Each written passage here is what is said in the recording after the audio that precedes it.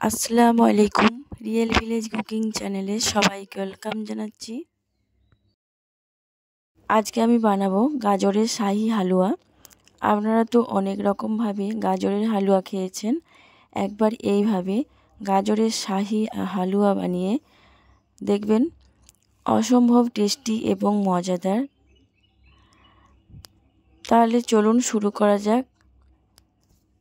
শুরু করার আগে একটা কথা, আপনারা যদি নতুন হয়ে থাকেন চ্যানেলে একটা লাইক দেবেন।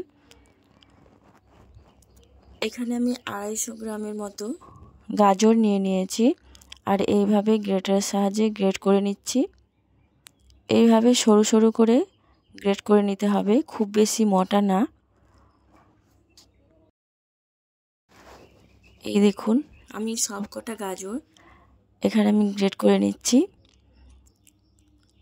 এই দেখুন সব কটা করে নিয়েছি। আমি একটু হাত দিয়ে ভালোভাবে দেখিয়ে দিচ্ছি। এই দেখুন, এই রকম সরু সরু করে গ্রেট করে নিতে হবে। স্কিপ না করে পুরো ভিডিওটা দেখতে থাকবেন। আর সঠিক কালার কিভাবে রাখা যায় পুরো ভিডিওটা না দেখলে বুঝতেই পারবেন না। একটু কড়াই চাপিয়ে দিয়েছি, এর মধ্যে আমি দিয়ে দিচ্ছি দেশি গাওয়া ঘি। হালুয়া বানাতে হলে দেশি গাওয়া ঘি দিয়ে বানাতে হবে, এতে করে স্বাদটা খুবই ভালো আসবে। ঘিটা যখন গলে যাবে এর মধ্যে আমি গ্রেট করে রাখা গাজরগুলো দিয়ে দেব। সব কটা গাজর দিয়ে আমি ভালোভাবে নাড়াচাড়া করে কিছুক্ষণ ভাজতে থাকবো। এখানে আমি গ্যাসের ফ্লেমটা মিডিয়ামে রেখেছি। আপনারা এইভাবে আমি যেভাবে বানাচ্ছি পুরোটা ফলো করবেন। এত টেস্টি হয় আর এত স্বাদ হয়, বাড়িতে যে কোনো গেস্ট এলে একবার বানিয়ে খাওয়ালে আপনাকে শুধু প্রশংসা করবে। এতটাই মজাদার হয় এই গাজরের হালুয়া। গাজরের হালুয়া তো অনেক রকমভাবেই বানানো যায়, কিন্তু আমার এই রেসিপিটা ফলো করলে খুবই মজাদার এবং টেস্টি এই গাজরের হালুয়া।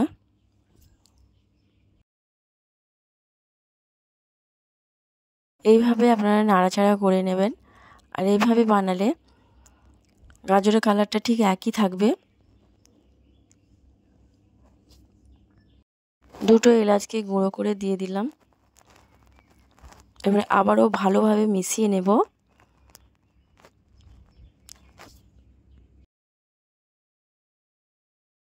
গাজরের মধ্যে যে একটা সুগন্ধ বেরিয়ে আসবে, এতে মন ভরে যাবে।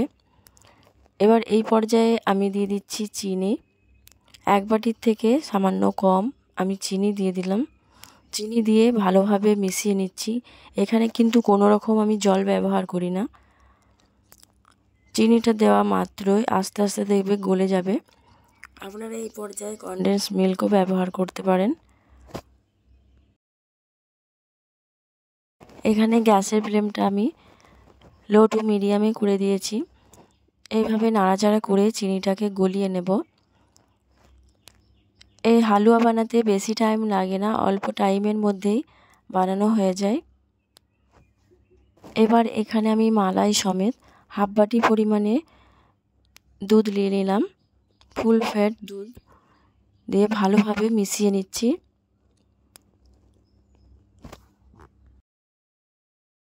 এখানে আমি শাহি গাজরের হালুয়া বানাচ্ছি। আমি এই পরিমাণে দুধ নিয়েছি। খুব বেশি দুধ নিয়ে গলিয়ে ফেলা যাবে না। শাহি গাজরের হালুয়া এরকম সতেজ এবং সলিড হয়ে থাকবে। এখানে আস্তে আস্তে দুধটা যখন ভালোভাবে শুকিয়ে আসবে, এই দেখুন অনেকটাই শুকিয়ে গেছে। আবারও ভালো করে নাড়াচাড়া করে নিচ্ছি। এখানে গাজরটা খুব ভালোভাবে সেদ্ধ হয়ে গেছে। এই পর্যায়ে আমি কিছু ড্রাই ফ্রুট অ্যাড করে দিলাম। দিয়ে দিচ্ছি কাজু বাদাম, চার মগজ। আপনারা আপনাদের পছন্দ অনুযায়ী পেস্তা, কাঠবাদাম যে কোনো ড্রাই ফ্রুট দিতে পারেন।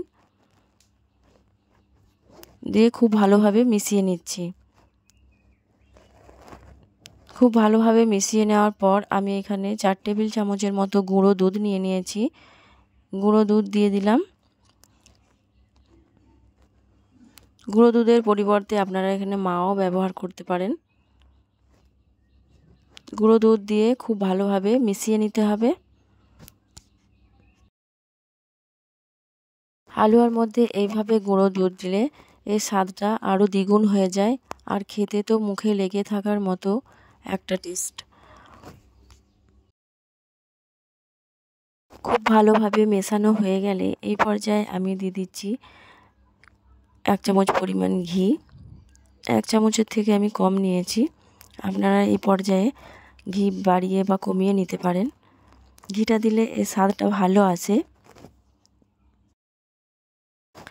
এখানে গাজরের হালুয়া আমার রেডি হয়ে গেছে।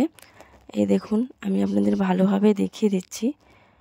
এই দেখুন, খুবই ঝরঝরে হয়েছে। এবার আমি একটা প্লেটের মধ্যে সার্ভ করে নেব। এখানে একটা বোল নিয়ে নিয়েছি, এতে আমি নিয়ে নিচ্ছি গাজরের হালুয়া। এই দেখুন, গাজরের হালুয়া এখানে রেডি হয়ে গেল। কালারও খুব সুন্দর। এইভাবে বানালে গাজরের কালারটাও খুব ভালো থাকবে আর খুবই ইয়ামি হবে। তাহলে দেখলেন তো কত সহজেই শাহি গাজরের হালুয়া বানিয়ে নেওয়া যায়। যেমন কালার তেমনি খেতেও খুবই টেস্টি। অসাধারণ স্বাদে এই গাজরের হালুয়া। ওপর থেকে কিছু ড্রাই ফ্রুট আমি এইভাবে ছড়িয়ে দিচ্ছি।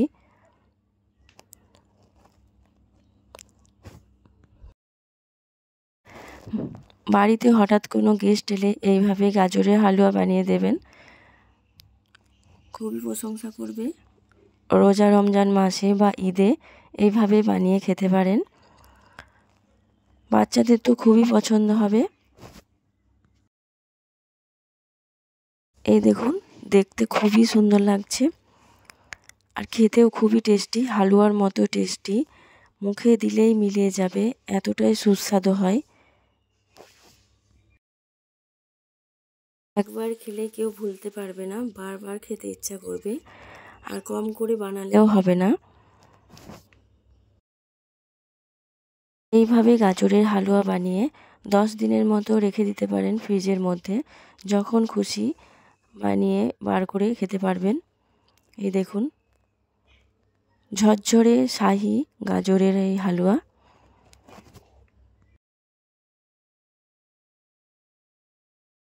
দেখেই বুঝতে পারছেন কতটা টেস্টি হতে পারে। তাহলে আপনারাও একবার বাড়িতে ট্রাই করুন, আর কেমন হলো কমেন্টে জানাবেন। আমার এই রেসিপি যদি আপনাদের ভালো লাগে থাকে, চ্যানেলে একটা লাইক দেবেন এবং সাবস্ক্রাইব করবেন। পাশে থাকা বেল আইকন প্রেস করবেন। খুবই লোভনীয় একটা রেসিপি। এই দেখুন, আমি একটা প্লেটের মধ্যেও কিছুটা নিয়ে নিলাম। তাহলে আজকের এই রেসিপি এখানেই শেষ করছি।